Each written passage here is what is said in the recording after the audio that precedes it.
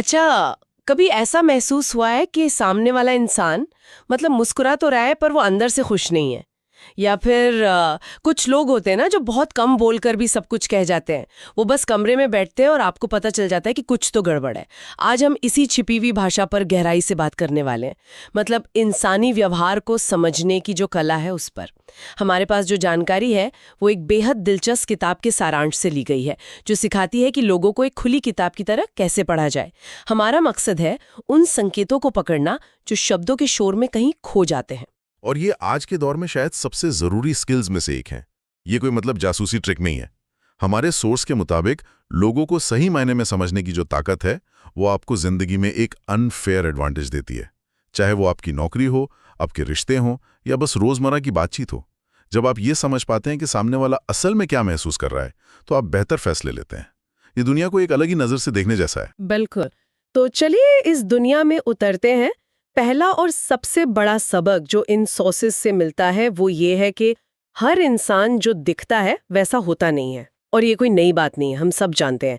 लेकिन हम अक्सर ये भूल जाते हैं कि इसके पीछे एक पूरा विज्ञान काम कर रहा है। और इसी से जुड़ता है सोशल मास्क का कॉन्सेप्ट, या जिसे हम सामाजिक नकाब कह सकते हैं। देखिए, हम सब एक्टर हैं। ऑफिस में हम एक जिम्मेदार प्रोफेशनल का मास्क पहनते हैं, भले अंदर से हम कितने भी थके हुए क्यों ना हो। दोस्तों के साथ हम एक मजेदार बिंदास इंसान का मास्क पहनते हैं, और परिवार के सामने एक देखभाल करने वाले सदस्य का। ये नकाब बुरे नहीं है ना? ये हमें समाज में घुलने मिलने में मदद करते हैं। बिल्कुल। पर यहाँ जो दिलचस्प बात है, वो ये है कि ये मास्क इतने परफेक्ट नहीं होते। इनमें दरारें होती हैं, और उन्हीं दरारों से असली कहानी बाहर झांकती है। इसीलिए हमारे सोर्सेज इस बात पर बहुत जोर देते हैं कि सिर्फ शब्दों पर भरोसा करना सबसे बड़ी गलती है। यहाँ एक बहुत बड़ा दावा किया गया है, जो सुनने में तो आसान लगता है, पर है बहुत गहरा। शब्द वो कहानी है जो हम दुनिया को सुनाना चाहते हैं। लेकिन हमारा शरीर वो कहानी है जो सच है। एकदम। इसका मतलब है कि हर बातचीत में दो कहानियां एक साथ चल रही होती हैं, और समझदार इंसान दोनों को सुनने की कोशिश करता है। वाह, ये तो सोचने का एक बिल्कुल नया तरीका है। मतलब एक बातचीत के अंदर दो बातचीत चल रही हैं। सही है ना? बिल्कुल। कम्युनिकेशन का ज्यादातर हिस्सा अशाब्दिक होता है।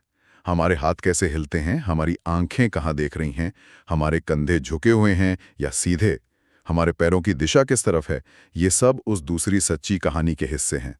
शब्द तो बस आप कह सकते हैं ऊपरी सतह हैं।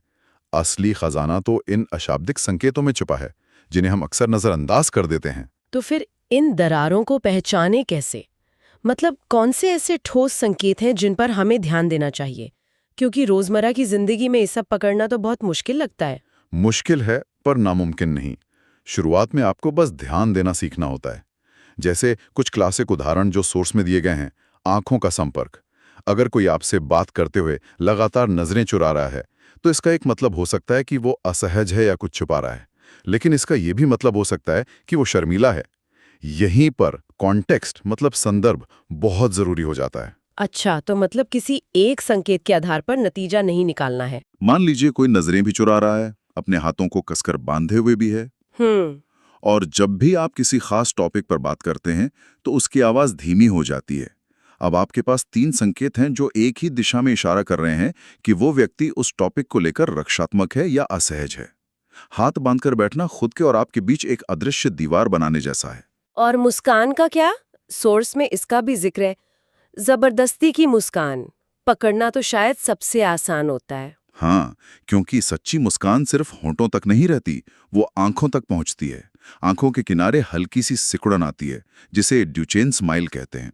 अगर किसी के होंठ मुस्कुरा रहे हैं पर आंखें बेजान हैं, तो वो मुस्कान असली नहीं है। वो सिर्फ एक सामाजिक औपचारिकता है। ये छोटी छोटी बातें अक्सर अनजाने में होती हैं। ये हमारे अवचेतन मन से निकलती हैं, और इसीलिए ये इतनी सच्ची होती हैं। ये तो हुई शरीर की बड़ी हरकतें। लेकिन सोर्स इससे भी एक कदम आगे जाता है और उन चीजों पर ध्यान दिलाता है जिन्हें हम पलक झपकते ही मिस कर देते हैं। मैं माइक्रो एक्सप्रेशंस की बात कर रही हूँ। ये कॉन्सेप्ट मुझे बेहद दिलचस्प लगा। और ये है भी। माइक्रो एक्सप्रेशंस वो भाव हैं जो आधे सेकंड से भी कम, कुछ तो सिर्फ एक सेकंड के 25वें हिस्से के लिए चेहरे पर आते हैं। ये हमारी सच्ची अनफिल्टर्ड भावनाएं होती हैं। गुस्सा, डर, नफरत, जलन, खुशी, इन्हें छिपाना लगभग नामुमकिन है। आप कितनी भी कोशिश कर लें, एक पल के लिए आपका चेहरा सच बोल ही देता है। वाह! तो इसका मतलब है कि हमारा चेहरा हर पल सच उगल रहा होता है, चाहे हम कितनी भी कोशिश कर लें उसे छुपाने की। ये तो थोड़ा डरावना भी है। लेकिन इन्हें असल जिंदगी में पकड़ना कितना मुश्किल होगा? ये तो लगभग अदृश्य हुए। बहुत मुश्किल। और सोर्स भी ये कहता है कि इसमें महारत हासिल करने में समय और प्रैक्टिस लगती है। ये कोई जादू की छड़ी नहीं है कि आपने आज पढ़ा और कल से आप सबके मन की बात जानने लगेंगे। लेकिन शुरुआत करने के लिए आपको सिर्फ इस बात पर ध्यान देना है कि कब किसी के शब्दों और उसके चेहरे के भावों में तालमेल नहीं है। इसी को असंगति या इनकॉन्ग्रुएंस कहते हैं। क्या आप इसका कोई उदाहरण दे सकते हैं? जरूर। कल्पना कीजिए कि आप अपने बॉस को एक नया आइडिया दे रही हैं। आपने बहुत मेहनत की है। प्रेजेंटेशन के बाद वो कहते हैं, आइडिया दिलचस्प है, मैं इस पर सोचूंगा। उनके शब्द तो पॉजिटिव हैं, लेकिन जैसे ही वो ये कहते हैं, एक पल के लिए उनके होंठ अंदर की तरफ दबते हैं या उनकी नाक हल्की सी सिकुड़ती है, जो घृणा या नापसंदगी का एक माइक्रो एक्सप्रेशन है। सोर्स के अनुसार वही पल सच्चाई का है। उनके शब्द आपको टाल रहे हैं, लेकिन उनका चेहरा बता गया कि उन्हें आइडिया पसंद नहीं आया। ये तो कमाल है। इसका मतलब है कि बिजनेस मीटिंग से लेकर डेटिंग तक ये स्किल हर जगह काम आ सकती है। ये जानने में मदद मिल सकती है कि सामने वाला असल में क्या सोच रहा है। बिल्कुल, एक इंटरव्यू में ये समझने में मदद कर सकता है कि कैंडिडेट सच में आत्मविश्वास से भरा है या सिर्फ दिखावा कर रहा है।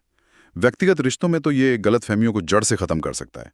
लेकिन यहाँ एक चेतावनी भी है, जिसका जिक्र सोर्स में है। इसका मकसद दूसरों पर शक करना या उन्हें पकड़ना नहीं होना चाहिए, बल्कि उन्हें गहराई से समझना होना चाहिए। सही बात है। और ये सिर्फ देखने की बात नहीं है, सुनने की भी है। मुझे याद है एक बार मैंने किसी दोस्त से पूछा कि क्या वो ठीक है, और उसने एकदम सपाट आवाज में कहा, हाँ सब ठीक है। सोर्स की बात पढ़ने के बाद मुझे समझ आया कि उस आवाज में छिपा नहीं शब्दों से ज्यादा मजबूत था। आपने बिल्कुल सही नस पकड़ी है। हमें सिर्फ शब्द नहीं, उनके पीछे का संगीत सुनना होता है। आवाज की टोन, उसकी पिच, बोलने की रफ्तार, कहाँ पर कोई रुकता है, ये सब डेटा पॉइंट्स हैं।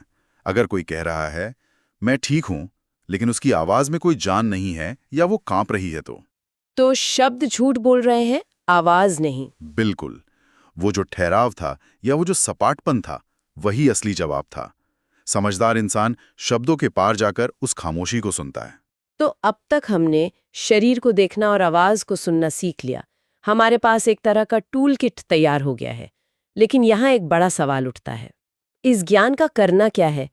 इसका नैतिक पहलू क्या है? कहीं ये लोगों को अपने फायदे के लिए इस्तेमाल करने, मतलब मैनिपुलेट करने का एक तरीका तो नहीं बन जाएगा? ये बहुत ही जरूरी सवाल है और सोर्स इस पर बहुत साफ है। ये ज्ञान एक दो-धारी तलवार की तरह है। इसका इस्तेमाल आप रिश्ते बनाने के लिए भी कर सकते हैं और तोड़ने के लिए भी। लेखक साफ तौर पर कहते हैं कि इसका असली मकसद हेरफेर यानी मैनिपुलेशन नहीं, बल्कि सहानुभूति यानी एम्पैथी है। जब आप किसी के अशाब्दिक संकेतों को समझते हैं, तो आप उसे बेहतर तरीके से सपोर्ट कर सकते हैं। मतलब ये दूसरों की कमजोरियां पकड़ने के लिए नहीं, बल्कि उनकी अनकही जरूरतों को समझने के लिए है। ठीक है। सोचिए, जब आप ये समझ जाते हैं कि आपका पार्टनर जो कह रहा है कि सब ठीक है, वो असल में किसी बात से परेशान है, तो आप लड़ने की बजाय उससे प्यार से पूछ सकते हैं, लगता है कोई बात है जो तुम्हें परेशान कर रही है, तुम मुझसे शेयर कर सकते हो। इस एक लाइन से झगड़ा टल सकता है और रिश्ता मजबूत हो सकता है। जब सामने वाले को लगता है कि उसे बिना कुछ कहे ही समझा जा रहा है, तो भरोसा आसमान छूने लगता है। तो हम उनकी बातों को व्यक्तिगत रूप से लेना कम कर देते हैं। बिल्कुल, आप भावनात्मक रूप से ज्यादा मजबूत बनते हैं। अगर कोई आपसे रूखा व्यवहार करता है, तो आप तुरंत ये नहीं सोचते कि मैंने क्या गलत किया, बल्कि आप ये देख पाते हैं कि शायद वो किसी तनाव में है या डरा हुआ है। आप लोगों के व्यवहार से कम प्रभावित होते हैं, क्योंकि आप सतह के नीचे की कहानी देखना जानते हैं। आप ज्यादा शांत और स्थिर हो जाते हैं। तो अगर हम इस पूरी चर्चा को समेटें, तो अगली बार जब हमें लगे कि किसी की मुस्कान झूठी है, तो हम सिर्फ अनुमान नहीं लगा रही होंगी। हमारे पास अब उन संकेतों को देखने और समझने का एक फ्रेमवर्क है। सोर्स का मुख्य संदेश यही है, हर इंसान अपने अंदर एक कहानी लेकर चलता है। जज करने से पहले अगर हम उस कहानी को पढ़ने की कोशिश करें, तो हमारी अपनी जिंदगी ज्यादा शांत और सफल हो सकती है। और सोर्स की अंतिम कुछ पंक्तियां इस पूरी सीख को बहुत खूबसूरती से समेटती हैं। पहली, लोग शब्दों से नहीं, व्यवहार से पहचाने जाते हैं। और दूसरी, लोगों को समझने की कला दुनिया की सबसे कीमती स्किल है, जब कोई ये सीख जाता है तो वो अपने आसपास की दुनिया को एक ज़्यादा गहरी और सच्ची नज़र से देख पाता है। आज की बातचीत वाकई आंखें खोलने वाली थी। और इस बातचीत को ख़त्म करते हुए मैं श्रोताओं के लिए एक विचार छोड़ना चाहूँगा। ये सारे सोर्स हमें दूसरों को पढ़ना सिखाते हैं, उनके व्यवहार, उनकी शारीरिक भाषा, उनके माइक्रो एक्सप्रेशंस। लेकिन क्या हमें इस लेंस को खुद पर भी नहीं घुमाना चाहिए?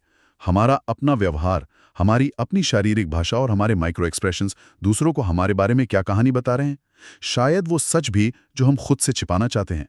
जब हम कहते हैं मैं ठीक हूं, तो हमारी आंखें और हमारी आवाज क्या कहती है? शायद खुद को समझना ही दूसरों को समझने की पहली सीढ़ी है।